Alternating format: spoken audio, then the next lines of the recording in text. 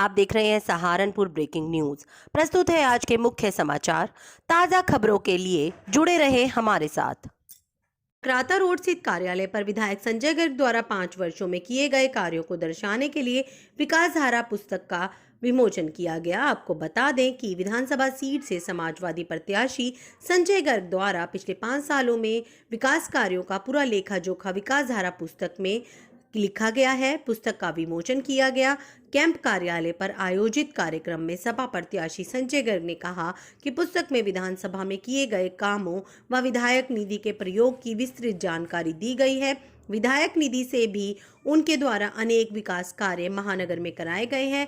इस दौरान पुण्य गर्ग, चौधरी इजहार, बबलू, राहुल शर्मा, प्रणव शर्मा सहित अनेक कार्यकर्ता उपस्थित रहे।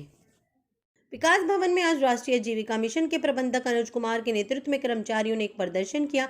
उनकी मांग थी, सरकार ने उन्हीं पदों पर नई वैकेंसियां निकालकर सैलरी आधी कर दी है। यह गलत है। इससे कर्मचारियों को खासा नुकसान होगा। उनके परिवार पर जीविका को लेकर काफी परेशानी आ जाएगी। उनका कहना था कि इस प्रकार की वैकेंसी निकालने से राष्ट्रीय आजीविका मिशन में काम कर रहे कर्मचारियों की तनख्वाह आधी रह जाएगी। इससे उनका गुजर बसर नहीं हो पाएगा। उनका कहना था कि सहारनपुर में यह मिशन लगभग 75,000 लोगों के लिए काम करता है और पूरी यूपी में हजारों कर्मचारी इसमें कार्य कर रहे हैं। अगर मांग पूरी नहीं होती और इस बस्ती को निरस्त नहीं किया जाता तो लोग हड़ताल पर भी जा सकते हैं। उन्होंने सरकार से इसके निस्तारण की मांग की और इस मांग को लेकर कैराना सांसद प्रदीप चौधरी को भी प्रार्थना पत्र सौंपा। मेरा नाम अनुज कुमार है। मैं जिला मिशन प्रबंधक हूँ राष्ट्रीय ग्रामीण आजीविका मिशन सहारनपुर में। आज किस चीज़ को लेके ये प्रदर्शन किया जा रहा है? एक्चुअली शासन स्तर से कुछ त्रुटियां हुई हैं, जिसमें हम लोगों को जिला मिशन प्रबंधक को एक नई वैकेंसी के रूप में जिला फंक्शनल मैनेजर के रूप में रखने की बात कही है और सैलरी को आधी किया जा रहा है। और ब्लॉक स्तर पे ब्लॉक मिशन मैनेजर को हटाते हुए क्लस्टर कोऑर्डिनेटर के रूप में रखने की बात कही है, जो कि सैलरी आधी की जा रही है। इसी तरीके से डाटा एंट्री ऑपरेटर के साथ भी हो रहा है। तो हम सभी स्टेट के सारे जो 4,800 वर्कर हैं, प्रोफेशनल्स हैं, वो इसका विरोध कर रहे हैं। हम सब ने माननीय सांसद महोदय को ज्ञापन अपना सौंपा है।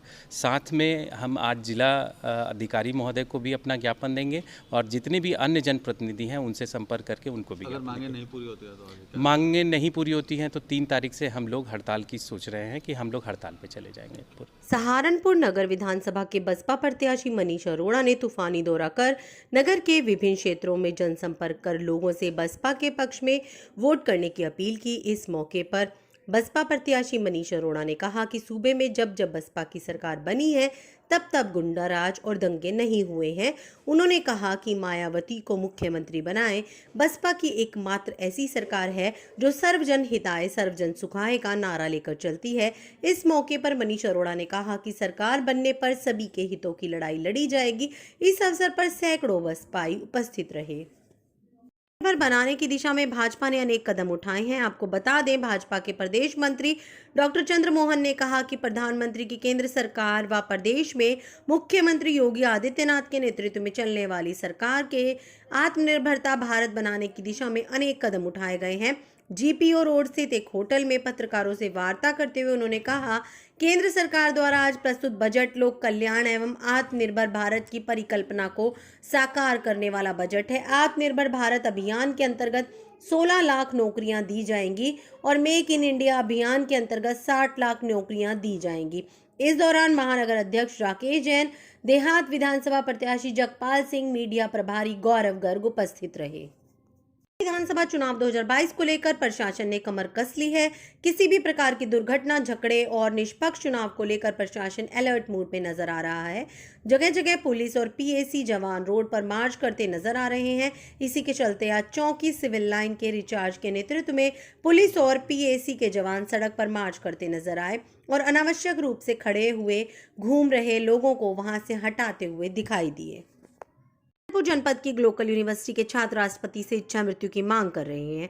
आपको बता दें कि मेडिकल कॉलेज के छात्रों ने आज कलेक्ट्रेट पहुंचकर सिटी मजिस्ट्रेट को ज्ञापन सौंपा, जिसमें ग्लोकल मेडिकल कॉलेज के छात्रों ने बताया कि 2016 में एडमिशन लिया था छात्र लगातार 3-4 साल तक अपनी MBBS की पढ़ाई करते रहे, जिसमें छात्रों ने बताया कि 2 साल की पढ़ाई के बाद उनको पता चला कि उनको 3 महीने बाद ही डिस्चार्ज कर दिया गया था, लेकिन कॉलेज प्रबंधन ने उनको इस बात की सूचना नहीं दी और लगातार उनसे फीस लेते रहे।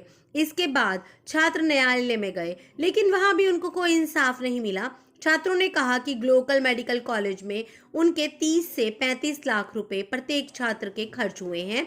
अब वे ऐसी स्थिति में नहीं है कि आगे कुछ कर पाएं, इसलिए उसको लेकर छात्र राष्ट्रपति से इच्छा मृत्यु की मांग कर रहे हैं। क्या मामला है, आप आज यहाँ क्यों आए? हम यहाँ पे इच्छा मृत्यु मांगने आए हैं क्योंकि हमारा जो जीवन है वो बिल्कुल अंधकार में हो चुका है। हमने वर्ष 2016 में ग्लोबल मेडिकल कॉलेज में एडमिशन लिया था और हम वहाँ पे 3-4 साल तक पढ़ते रहे। हमें 2 साल के पढ़ने के बाद पता चला कि हमारे एडमिशन तो MCI ने 3 महीने बाद ही हमें डिस्चार्ज कर दिया था, परंतु कॉलेज प्रबंधन ने हमें इस तरह की कोई सूचना नहीं दी, हमें कुछ नहीं बताया। वो हमें लगातार फ़ीस के नोटिस भेजते रहे, हमसे फ़ीस लेते रहे। उसके बाद हमने न्यायालय में गए। हमारे जैसे ही अन्य कॉलेजेस में बच्चों को डिस्चार्ज किया गया था। उन सभी कॉलेजेस ने उन बच्चों को, क्योंकि वो नीट क्वालिफाइड थे, सबको पढ़ने की अनुमति दे दी थी। हम सब भी नीट क्वालिफाइड थे, हमने इस बार भी नीट क्वालिफाई किया है, परंतु मेरी उम्र 24 साल है। मेरे पास ना तो अब इतना समय है और ना ही इतनी आर्थिक सहायता है कि मैं दोबारा से MBBS कर सकूँ। तो इस समय जो मेरा जीवन है, मैं बहुत ज़्यादा परेशान हो चुका हूँ। मेरे पास कोई और रास्ता नहीं है, इसीलिए मैं राष्ट्रपति महोदय से इच्छा मृत्यु मांगने की पेशकश करता हूँ। हमारे सबके लगभग किसी के 30 लाख रुपए खर्च हुए हैं, किसी के 35 लाख रुपए खर्च हुए हैं और कॉलेज प्रबंधन ने ये सब चीज़ें हमसे लूटी हैं, जिसके स्वामी का नाम हाजी मोहम्मद इकबाल है। इसमें उनका महत्वपूर्ण रूप से हाथ है, क्योंकि वही हमें हमेशा झूठ बोलते रहे। जब हमें पता चला कि आप पढ़ते रहिए, हम आपके लिए केस लड़ रहे हैं, उन्होंने हमें सारी गलत चीज़ें, मतलब गलत रूप से हमें जो आपके इन्फॉर्मेशन थी वो हमें गलत इन्फॉर्मेशन दी। हमें हमेशा झूठी चीज़ें दिखाई, चीज़ों को एडिट कर करके कि आपका केस चल रहा है। हमने उन पर विश्वास किया और हम पढ़ते रहे। कितने बच्चों ने मांग किया है?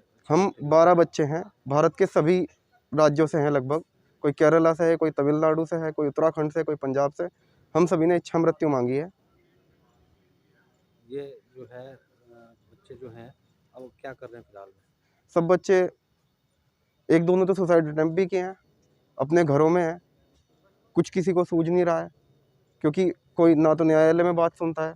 हर किसी ने अपने स्तर से, सामूहिक स्तर से, मुख्यमंत्री, प्रधानमंत्री, हेल्थ मिनिस्टर, हर किसी के यहाँ दरवाज़ा खटखटाया, पर वो क्या करते हैं, हमारे लेटर को रख लेते हैं और उस पर कोई कार्रवाई नहीं की जाती। अभी 2 साल से हम घर पे हैं। आज हम DM साहब तो नहीं थे, ADM साहब से मीडियम मैम है, वो भी नहीं आई। अभी सिटी मजिस्ट्रेट साहब आए थे, वो हमसे, उन्होंने कहा कि हम आपकी ये जो पत्र है वो राष्ट्रपति महोदय को भेज देंगे।